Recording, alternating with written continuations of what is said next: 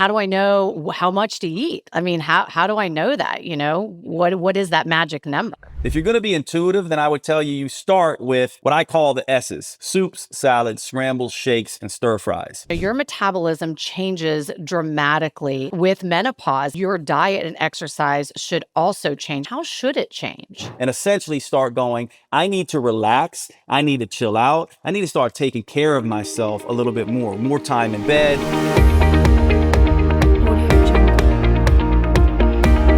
Hey, mama. Welcome back to the Wellness Revolution. I'm so excited that you're here today. I'm even more excited for who I have with me today. So today I have Dr. Jade Teta, and he's an integrative physician, author, and expert in the realm of natural health, fitness, metabolism, and self-development. He spent the last 25 years immersed in the study of strength and conditioning, hormonal metabolism, and the psychology of change and success. He's also a badass author who's written 5 books on metabolism. So, Dr. Jade, welcome. I'm pumped that you're here. Hey, Amber, thanks so much for having me. I'm very honored to be able to talk to you. Absolutely. We were talking about before the show, my audience, my demographic is women over 40. And I know metabolism is something that comes up, quite frequently, right? And you obviously are very well versed in the area of metabolism. And you've written several books on it, and you've got one, a new one. Can you share a little bit about that book? Oh, yeah. Well, that's very sweet. Yeah, that book, it's interesting. So I've written diet books mostly. When you're in the publishing world, you write, you submit your ideas, and they kind of turn it into a diet book. And let me just, this is an interesting conversation because I think it will be educational for most people. So here's the thing with diet books. They can be educational, but they also can act like crutches most of the time. And the reason why is because they give you these off-the-shelf meal plans, recipes, food lists, these kinds of things. Now, these things are not bad in and of themselves, but they can easily become a crutch. And so I have written those types of books. And I decided to stop writing those types of books. And so this latest book is very different. And rather than a diet book, it's more like a manual on metabolism. And the reason why I did not want to write a diet book is because this idea that all of us can do the same thing and get similar results is absolutely wrong. We're all different. Amber's different. Jade's different. All of you listening to this are different. We're different in our physiology, our psychology, our personal preferences, our practical circumstances. We're different in a lot of ways. And so this new book really was my attempt to essentially say, you know what, I'm not going to play the dieting game anymore and give people these off the shelf structures. Now, I know that those can seem easier in the short run, but they lead to issues in the long run. And so this book is really the textbook on metabolism that I think most people could benefit from. Like, wouldn't it be nice, right? Wouldn't it be nice if you knew the language that your metabolism speaks? Because it doesn't speak English, it speaks metabolism. And most people do not know how to speak that language. So before you can understand how to work with your metabolism, you need to understand what it's saying and how it's speaking to you. And that's what this particular book, it's called Next Level Metabolism, is really about. We really need to, in my mind, become metabolic detectives, learn to speak the language of metabolism, because really it's in charge. There's no way to willpower your way against your metabolism. It's always going to win. And so you better learn to know how it speaks and learn to work with it. So that's what this latest book, Next Level Metabolism, does. And honestly, Amber, it's probably, I always say this, but it's probably the last book on metabolism I'll write. And the reason why is because once you learn this is the good news. The bad news is, I already gave you the bad news. The good news is once you learn this stuff, and it does take time, no doubt about that. But once you learn it, you never have to relearn it. It's a process that can be repeated again and again. So in my mind, this book was sort of me saying, you know what, I'm going to write one book, a textbook basically for the layperson on metabolism. And yes, it's going to be a little bit of work on their part to figure out how their metabolism works, but they'll never have to diet again. And that's what this book is really all about. I mean, I love that. And I think it's so important. That's so much about what I talk about as well as when it comes to these dieting books, right? Exactly what you said. They are such a crutch and people don't learn how to work with their own body. So you mentioned, speaking the language of metabolism. How does one even start to what does that really mean? How does one start to understand their own metabolism? Well, we're all familiar with signs and symptoms, right? So you know what it's like when you have joint pain, and you know what it's like when you have a headache. That's the metabolism talking to you. That's the metabolism's language. It speaks in terms of signs and symptoms. And so hunger is a sign or a symptom, a biofeedback that the body is giving you. Cravings are biofeedback. It's the metabolism talking to you. Energy fluctuations, energy that is unpredictable and unstable.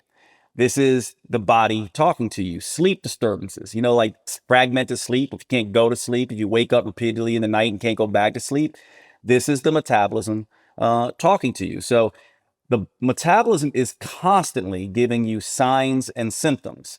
It's sending you text messages. It's calling you up on the phone. It's sending you emails. It's doing it in the form of what you are feeling, how hungry you are, whether you have digestive discomfort or not, whether you have signs and symptoms on, skin rashes, joint pain, headaches, hunger, energy, cravings, sleep, and mood. I actually have an acronym that I've become famous for that everyone makes fun of me for, but it is very memorable. And it goes by the acronym SHMEC, which is SHMEC, sleep, hunger, mood, energy, and cravings. Sleep, hunger, mood, energy, and cravings. SHMEC is your body talking to you. That is the metabolism's language. Now, what most people are doing is they're trying to suppress that language, right? They get hungry and they want to try to either ignore it if they're a dieter or feed it if they're a couch potato, right? When really what they should be doing is asking themselves, oh, just like if you had an emotion, I'm angry or I'm sad. Why am I angry or I'm sad? Why am I hungry? What did I eat or not eat in the last 4 to 6 hours that might explain this? How did I sleep or not sleep last night that might explain this? What did I do exercise wise or not do exercise wise yesterday that might explain this? And so, like a detective, we need to be thinking about what is the metabolism saying and then asking the question, why is it saying this? And what can I do to address this? Because rest assured, if you are hungry all the time and craving all the time, it does not matter what you do, you will eventually cave into that and you're going to regain all the weight, any weight you lost. And so if we're really going to be serious about health and fitness, attaining and maintaining, which by the way, attaining is not easy. Attaining weight loss is not easy. Maintaining it is way harder.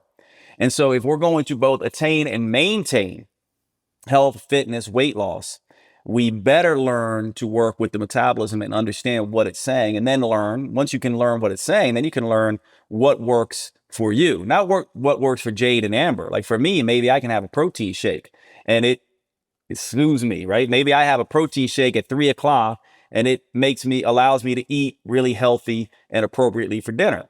But maybe some of you, right? Either you can't stand protein shakes or they make you nauseous or they don't fill you up or something else. So you're going to have to find a different approach. So, but first you have to understand what the metabolism is saying. Then you can begin to say, all right, what's the approach I will take to get me back to balance? Because the metabolism its ultimate job is to protect you from stress. So anything that throws the metabolism out of balance is going to cause it to speak to you.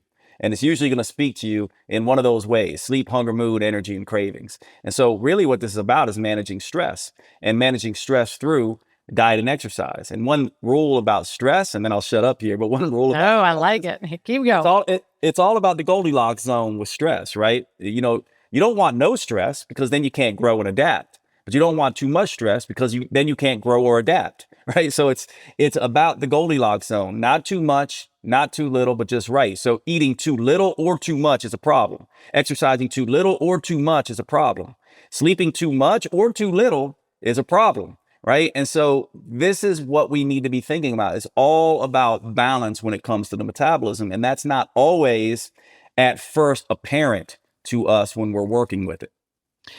Uh, yes, I mean, absolutely. This is something I talk so much about with my clients about just the role of stress on the body and how it is just so critical to managing that, right? When it comes to your weight loss goals. So, how does somebody, when it comes to that Goldilocks, right? I know everybody's different, but are there some general like rules of thumb or some general kind of guidelines, like particularly when it comes to exercise? You don't want to chronically over exercise, or even like when it comes to under eating. This is a major problem. I see most women over 40 who have been chronically dieting their entire life. Most women that come to me are under eaters.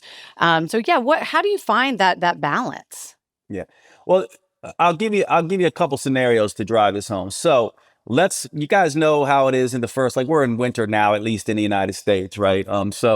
But when spring comes around, what you're gonna see is a lot of people who are relatively out of shape and overweight hit the streets and start jogging. You see this the first day of spring, right? First warm day of the year, you'll see all these people out jogging. And you're driving in your car and you're watching these people, and it looks painful, right? Right, to watch them. And Yeah. trust me, it also is painful for them. And within about 2 or 3 days of this jogging routine, they end up hurting their back, messing up their knees, etc. And then they're back on the couch feeling defeated. So everyone knows what that's like, right? We've all had that experience where we try to physically perform in a way our body's not prepared for, and we end up getting injured. Well, the metabolism is the same way, right? If you try to go from a couch potato to a cross-fitting paleo man or woman, you are going to sprain your metabolism's ankle. You are going to twist your metabolism's knee. You are going to mess up your metabolism's back.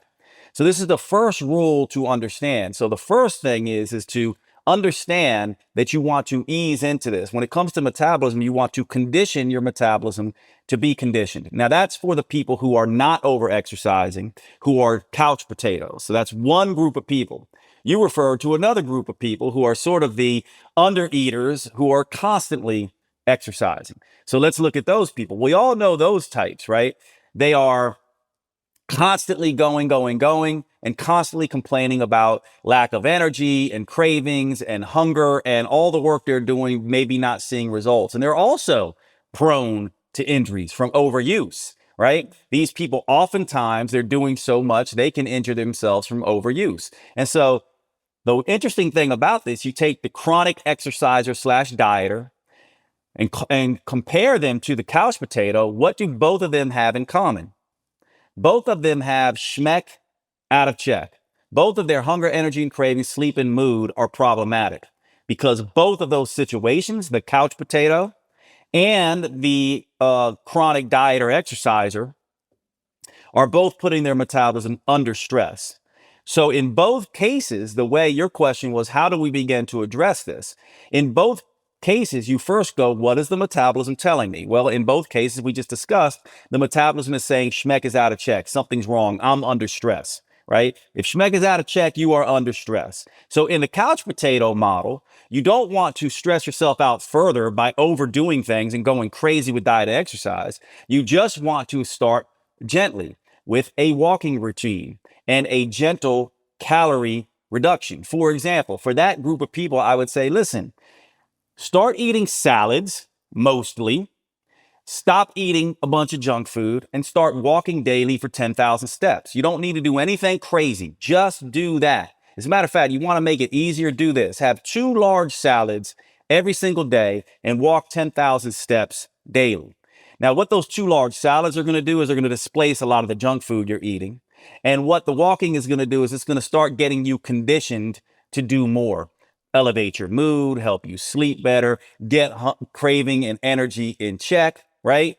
So you do that very gently. You don't go exercise like crazy. You don't go on an extreme diet. You just start eating a bunch of salads and walking more. That's what you do on that end of things, the couch potato. Now, on the other end of things, what you begin to do is you have to recognize, okay, SHMEC's out of check. I must be under stress. Now, I need to trust that my metabolism knows what it's doing and wants me to begin to do less. So now what you do is you say, okay, I'm going to start walking more, just like the couch potato does, but I'm already conditioned to some degree and my body can tolerate a little bit more. So rather than running 6 days a week, I'm going to run 3 days per week and add in 2 days of weight training. Or I'm going to add in 3 days of weight training and run for 2 days. And I'm going to make sure I take 2 days off. And I'm going to see if that gets my SHMEC back in check. And I'm going to maybe even eat maybe a little bit more or change my diet around a little bit so it's not so extremely depriving. And what you will see is that in both cases, you're balancing out the Goldilocks zone. In the couch potato case, you're easing into the balanced zone, the just right zone. And in the chronic overexercise or dieter case, you're easing off a little bit into the balanced zone, the just right zone. And this is how it works. But it starts with this idea of what is my metabolism telling me and which side of the extremes am I on? And then you ease in on both directions. So both people are moving more towards the middle, if that makes sense. Now, to drive it home even further, I'll just give you some general guidelines. Now, be aware, all of you listening, that general guidelines are always a slippery slope because we're all different. So just remember, the rule is with these general guidelines, you try them. You try the structure I'm going to give you. You see if it gets SHMEC back in check, then you know it works. If it doesn't work, then you know you have to adjust some more. But in general, I would say for couch potatoes, walking 10,000 steps, moving away from junk food and towards whole foods and salads, basically, is really all you need to do. Now, if you want to do exercise, if you're motivated to do exercise, great. Walking is not exercise in my book. Okay. Walking is just movement. You need to walk. And I'm not talking about power walking. I just mean gentle walking. Well, if you want exercise, then add in 2 to 3. Actually, I would say 1 to 3, 3 at the most, 1, if you want, of weight training primarily, or any other type of exercise you love. The reason I focus on weight training is not because I'm a guy who likes weight training. It's just that it is less likely to throw your hunger and cravings off, and it is more likely to help you keep your muscle while you're losing weight. And this is very beneficial. But that's the general guideline from my book in terms of the couch potato. 1 to 3 workouts, 10,000 daily steps, 2 huge salads during the day. Now, for the chronic overexerciser and dieter, my general guidelines would be 5 days per week of exercise, 2 to 3 of those being weight training, 2 to 3 of those being cardio or whatever exercise you love.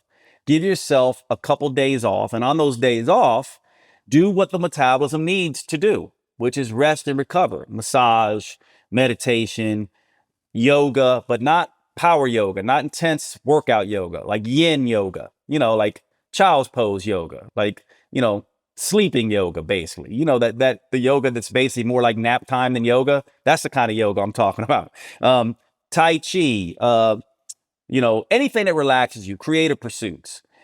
What a lot of people don't realize is that their over-exercising habit is leading to their overeating habit.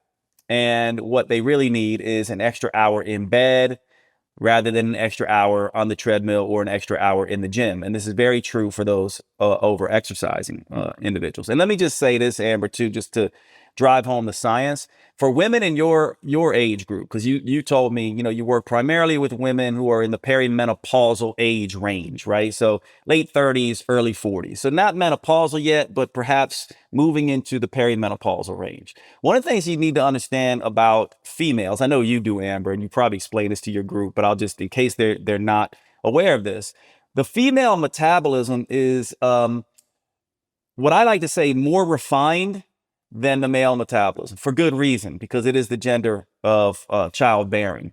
And estrogen and progesterone are powerful here. Now, they're both anti-stress hormones. Now, at perimenopause, you start to lose progesterone. So I like to talk about these as like estrogen. Imagine Joan of Arc. Estrogen is her suit of armor, a lot of protection. Progesterone is her shield. Together, she has a ton of protection. But at perimenopause, she starts losing her shield, and she's more reactive to stress. So that Goldilocks zone narrows. Remember we talked about not too much, not too little, but just right? Well, too little it narrows. Too much, it narrows, and you have a narrower zone of just right. So that means that that age range especially needs to start managing their stress better. It means that over exercising or under exercising in that age range is even more detrimental. Now, what happens in that age range is because of these changes in hormones, hunger, energy, SHMEC goes out of check again. Oftentimes they start gaining weight, particularly around the middle, particularly as they approach closer to menopause. And what ends up happening is they go, well, I need to double down on exercise and I need to double down on cutting calories. And that's the exact wrong approach here. It's working against what the metabolism is telling you. The metabolism is saying SHMEC is out of check and you're doubling down on exercise and doubling down on cutting calories. Now, in some women, that can work, but how would you know that it would work? You would know because SHMEC would get in check and you would drop some pounds. But most of you who are doing that, SHMEC goes further out of check and you're not dropping any weight. You're either spinning your wheels or you may even be gaining weight. That's a sure sign to you that you've moved things in the wrong direction. So see how metabolism always tells you where to go? And also understand that you don't need to know about estrogen and progesterone. All you need to know about what is my biofeedback telling me? And what do I need to do to get it back in balance? Do I need to do more or do I need to do less? This is the game that you have to play. And it's a very different game than most diet books are going to teach you. Yeah, absolutely. So how do you know? I know there's a lot of women listening right now and thinking, well, then how do I know how much to eat? I mean, how do I know that? What is that magic number? Yeah. Well, let me give you some general rules about this as well. And again, remember, generalities, they don't always work for all individuals. But in general, for most people who want weight loss, now we're going to focus on weight loss here. It's not always true that losing weight is going to get you healthy, but it almost always is true. So there are some general rules here as well. The way that you can focus on this, in my mind, is two ways in particular. Either you can be intuitive with it, right? And I can give you some general rules here and you can just kind of manipulate your portions. So let's start there. If you're going to be intuitive, then I would tell you, you start with what I call the S's: soups, salads, scrambles, shakes, and stir fries. You can almost say it like it's a song. Everyone makes fun of me for this one as well. Soup, salad, scrambles, shakes, and stir fries. Soup, salad, scrambles, shakes, and stir fries, right? In particular, low carb, low fat, soup, salad, scramble shakes, and stir fries. Not because there's anything wrong with carbs and fat. There's not. These foods are fine. Stop demonizing foods. The only reason why we want to have low carb, low fat soup, salad, scramble shakes, and stir fries is just that these two foods are the ones that a lot of us have an individual response to. Soup, salad, scramble shakes, and stir fries that are low fat and low carb are typically, you're thinking of like greens, vinegar-based dressings, and chicken breasts or tofu or something like that on top, right? Now you can add in more dressing, more fat, or some croutons or a side of rice or whatever you want based on your tolerance. This is the intuitive way to do it. You basically eat 90% of your food as soup, salad, scramble shakes, and stir fries. Then you add in enough, but not too much, of fat, sugar, alcohol, etc., to make your meals enjoyable. And then you look, after a week, you go, was my SHMEC in check? Did I lose weight? If your SHMEC was in check and you lost weight, then keep doing that. Then your intuitive approach worked, right? If your SHMEC is not in check after a week and or you didn't lose weight, you're going to have to adjust that. You're either going to have to reduce the portion sizes, the number of meals you eat, the amount of carbs and or fat you eat. Something's going to have to change, right? And usually I just leave that up to you. But with women in the age group that you work with, most of the time, it's going to probably be best to cut carbs. And the reason why is because you start to become a little bit more insulin resistant as you age as a woman.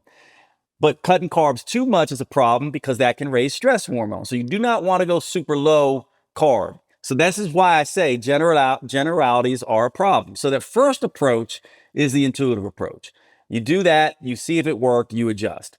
Now, the second approach is the less intuitive approach. And this is the approach where it's counting, tracking, and weighing and measuring. Nothing wrong with that either. We all have our different psychological sensitivities and personal preferences and proclivities. The problem, though, is with a lot of the intuitive folks is they've never weighed and measured enough to be intuitive. In other words, they don't even know that nuts are not a protein source. That's a fat source. Beans are not a protein source. That's a carbohydrate source mostly. So In order to be intuitive, you need to know a little bit about nutrition. So the other approach is to weigh, track, and measure. In that case, I would say you start with 10 times your body weight in pounds as your calorie level. Okay, so I'm 225 pounds. That would be 2,250 calories for me.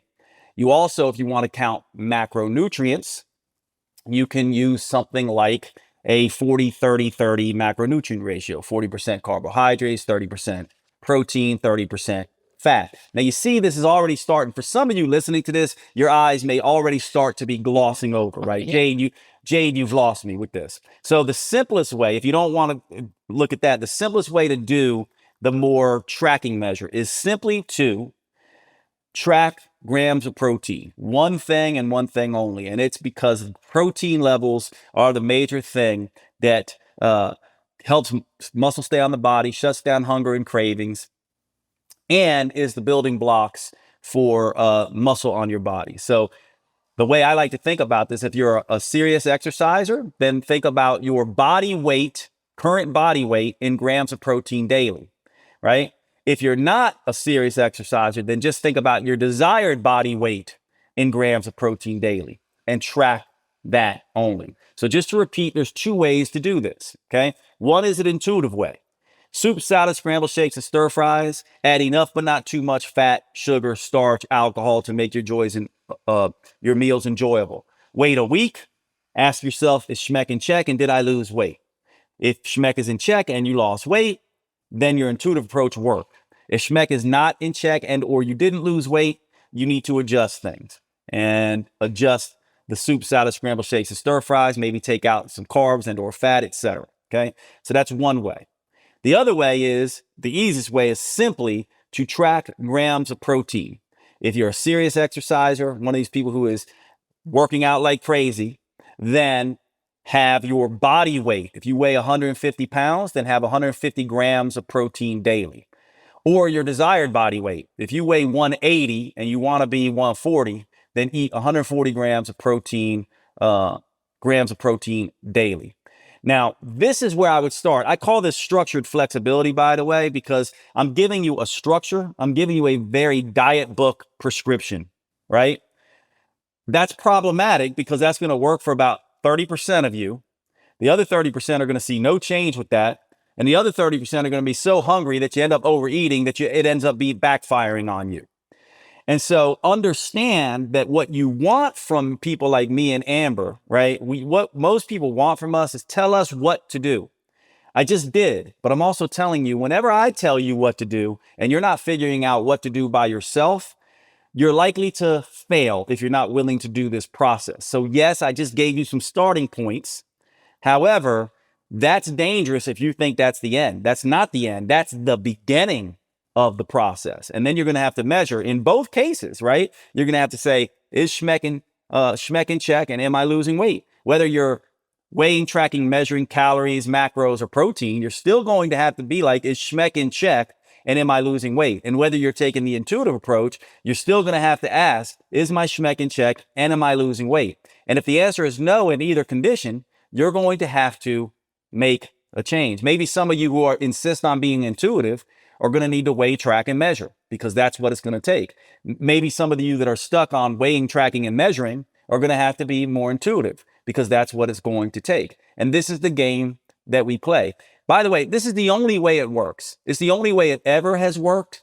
It's never going to work differently. And so the thing about your metabolism, it does not care whether this is convenient for you, whether you like it or not, whether it fits your timetables or not, or anything like that. It could care less. It's going to do what it does. So you either get on board with it or we deal with, the lack of results.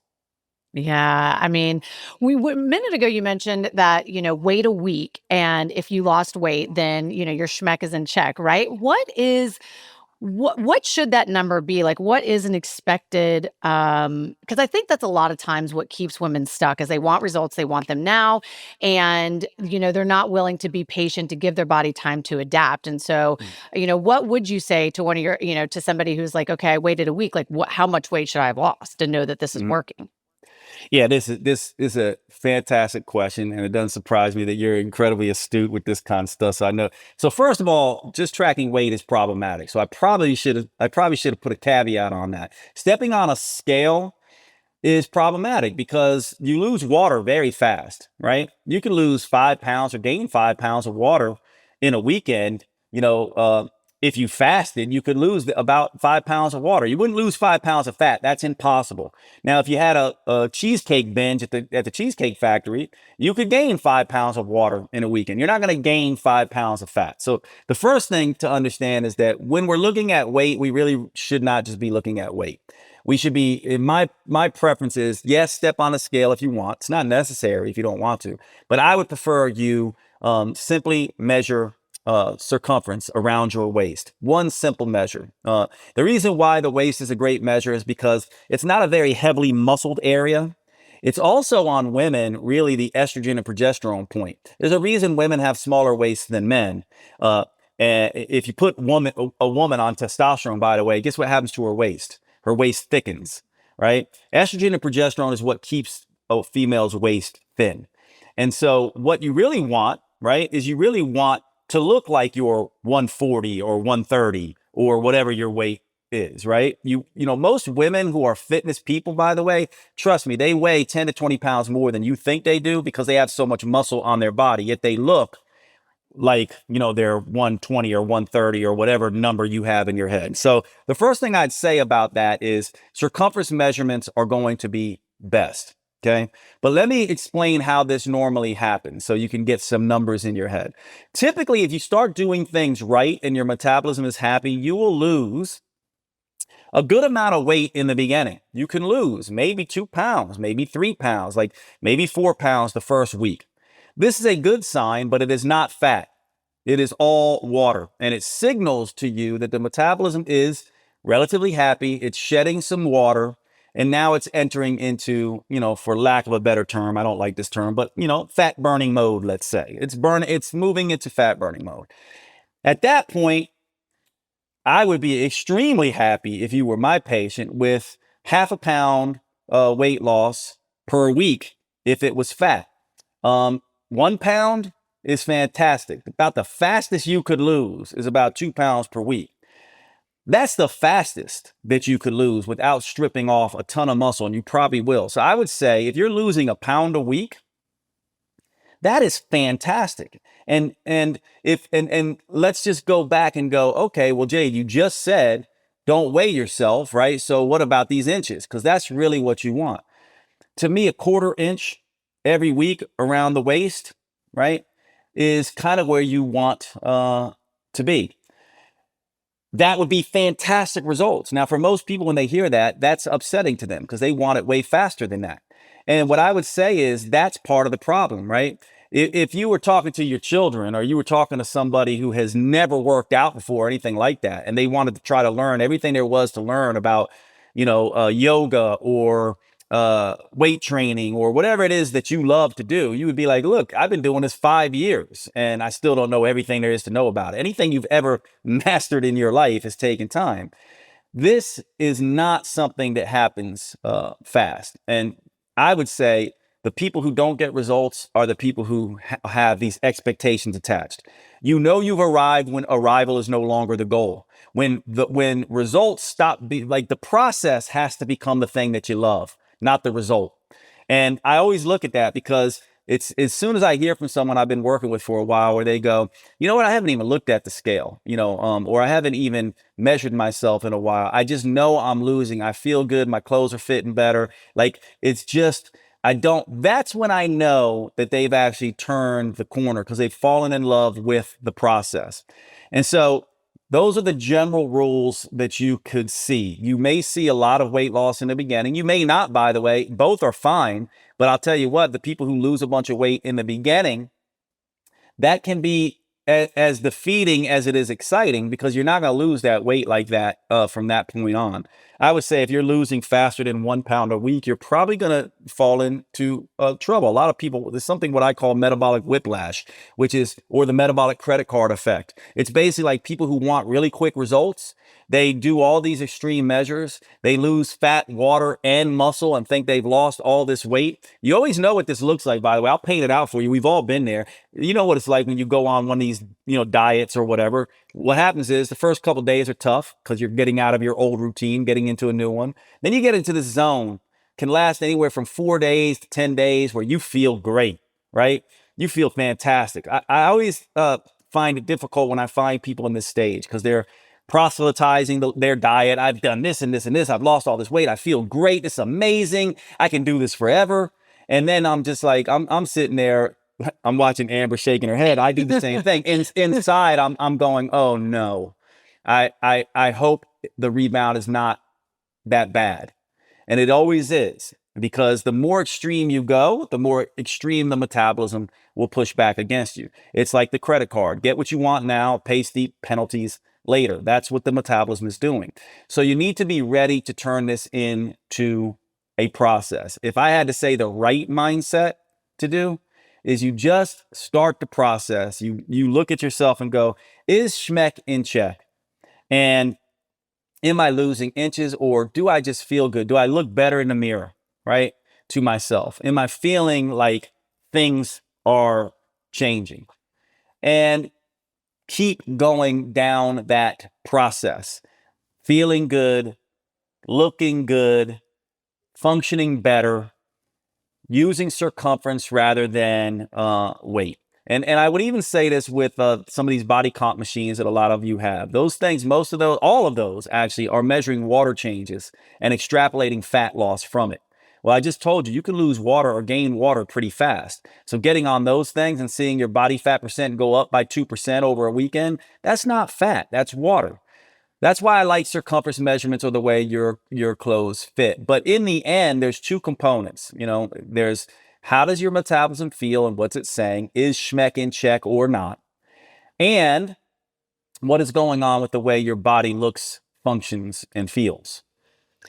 I mean, yes. I mean, I'm like, I want to high five you right now, everything you just said, because I just recorded a show the other day where I was talking about the importance of those non-scale victories. And, like you said, how are your clothes feeling or fitting? How are you feeling? How are you sleeping? And just how important those really are. So, you talked a little bit about the perimenopausal women. You also state that, your metabolism changes dramatically with menopause, and that your diet and exercise should also change. I know I have a lot of women listeners that are in that stage of life. So what advice do you give them? How should it change? Yeah, let's couple things here. Menopause, from a medical perspective, it's tricky, right? Because menopause is really just a single day in time, basically, in the strict definition of this. It basically means I have not menstruated for a year. Then if you have not menstruated for a year, you're in menopause. Now, we can measure this through a hormone called follicle stimulating hormone. If it's above 30, usually we go, okay, it's, you're in menopause. But really, when we talk, so just that aside, because I know there's people who are like, well, what does menopause really mean? Usually you're in menopause after you have not been menstruating for a year, but really menopause is a continuum that goes from perimenopause, menopause, to postmenopause. So it's really three things when we're talking about menopause. Now, to understand menopause, I just want to give you a brief course on estrogen and progesterone, and I'll try to make this easy. But you need to understand these hormones. I know you do, Amber, but I'll just share with them really quickly the way I look at this. So to me, the simplest way for a layperson to understand estrogen and progesterone is to think of non-identical twin sisters. So imagine estrogen and progesterone are sisters, and they have a brother, testosterone. Okay. Now, estrogen and progesterone are twin sisters. They're twin sisters because they are completely reliant on each other. They're non-identical because while they have a lot of overlapping mechanisms, they also have some very different ways of behaving. So estrogen is the sister that is what I would call the athletic sister, the entrepreneurial sister. Estrogen Like testosterone in men, estrogen allows women to build muscle and burn more fat, keeps women insulin sensitive, blocks the stress hormone cortisol, raises serotonin and dopamine, giving you a focused, driven, very self-esteem oriented outlook on life. So estrogen is like, hey, I love life. I want to attack life. Life is good. Let's go get it. That's estrogen, right? Now, estrogen takes a lot of risks, so she can get in trouble. So she's balanced by progesterone. Progesterone is the sister that's like, wait a second, calm down, be careful. Like, she's the introvert. She's the book nerd, right? Progesterone wants to relax. She's a little worried. She's afraid that estrogen is going to overextend herself and get herself in trouble. So progesterone's always like, be careful. Like, let's calm down. And you can kind of think about this because progesterone helps estrogen manage stress, but it also makes the body insulin resistant. Now, a lot of women go, well, why would progesterone do that? Well, she's the worried sister. She's the future oriented sister. She's planning ahead. So she's planning ahead because there might be a baby coming along. So progesterone wakes up. Estrogen always wakes up earlier than progesterone in the menstrual cycle. So, but once ovulation occurs, then progesterone comes out to play. And progesterone goes, look, we might have a baby coming, so we need to save some food. So let's make the body more insulin resistant so we have extra fat floating around and extra blood sugar floating around. So this is the difference between things. The two sisters together help manage stress. Estrogen helps manage insulin. Progesterone helps to prepare the body for relaxation and repair and recovery and a potential baby that comes along. Progesterone's stocking the pantry. Estrogen is eating everything out of the pantry. Progesterone wants to take naps and do Tai Chi and read books. Estrogen wants to go out and be an entrepreneur and be an athlete. Okay. So that tells you a little bit what happens. Now, at perimenopause, you have estrogen, but progesterone is sick. Okay. So estrogen without her sister starts to get in trouble and becomes very volatile and moody. So at perimenopause, you start seeing low estrogen with low progesterone with volatile or moody estrogen at perimenopause. This causes all kinds of issues, right? One minute you feel like the entrepreneurial athlete that you always felt like, and the next minute you feel like a nervous wreck and moody as hell and just a hunger and cravings all over the place. And you can't pin it down because it's just volatile as hell. So what do you do in that case? So at perimenopause, you have to, as the woman, become more motherly or more sisterly loving to estrogen and essentially start going, I need to relax. I need to chill out. I need to start taking care of myself a little bit more time in bed, more naps, more hot baths, more sex and physical affection, more time with the people who love me and the people who I love, more time with the creative pursuits, not more entrepreneurial and athletic stuff, right? Because that is just doing more estrogen stuff and forgetting that progesterone is no longer there and estrogen needs her sister. So that's the first change. The change at perimenopause has to do with stress reducing activities. Now, as you move into menopause, now estrogen goes away as well. So now both sisters are essentially low, which means extra insulin resistance and extra stress reactivity. So now you need to double down on stress reducing activities and you need to do something to control insulin. This is probably a good time for women to start moving from a calorie counting approach to a more carbohydrate reducing approach. Now, this is not true for all women, but you probably want to begin to reduce your carbohydrate intake more since it is the number one stimulating thing for insulin. Now, protein can do this as well, but you want to essentially adjust your diet to be less insulin producing, and you want to change your lifestyle to be more stress controlling as well. Now, at postmenopause, the end of this is a tricky part, but at postmenopause, what ends up happening is estrogen and progesterone are low, and the brother testosterone, okay, is also low. However, usually in a woman, estrogen and progesterone dominate from a relative perspective, right?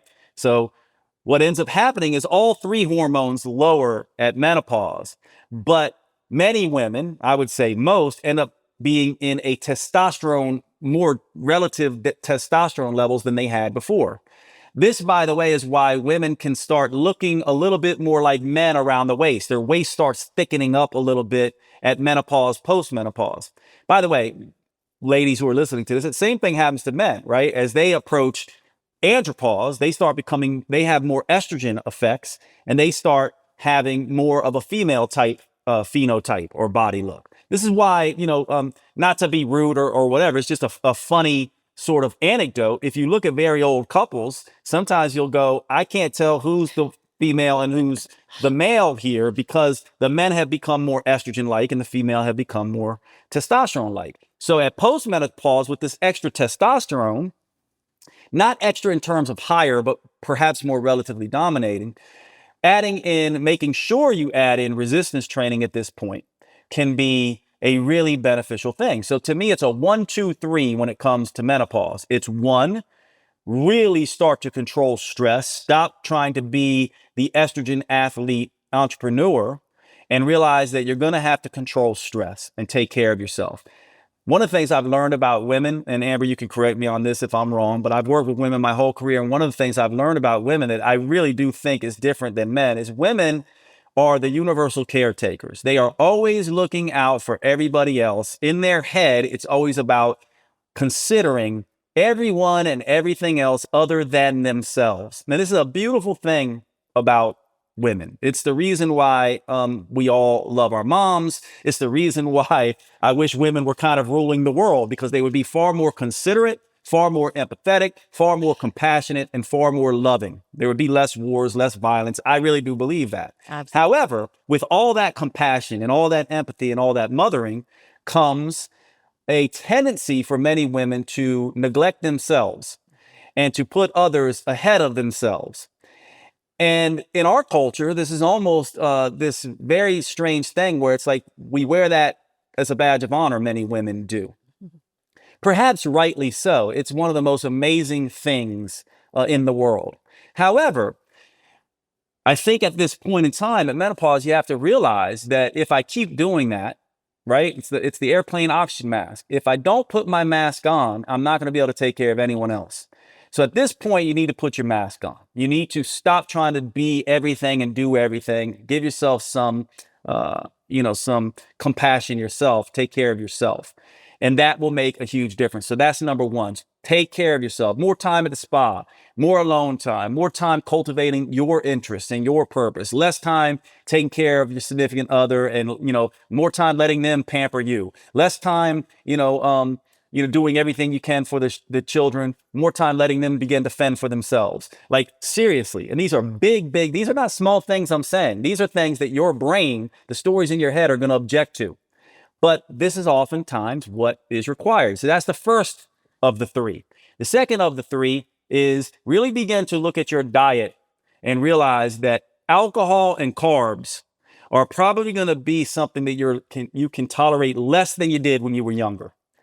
And you're going to have to reduce your food intake in some way, shape, or form. I don't care how you do it, but and I also know it's incredibly hard, but you're going to have to control your food intake. Now, I said reduce your food intake there. Let me correct that a little bit, because a lot of people, if you reduce your food intake too much, you're going to run into more of the same problem. So what you want to do really is eat more high quality, low calorie food. So you're actually eating more.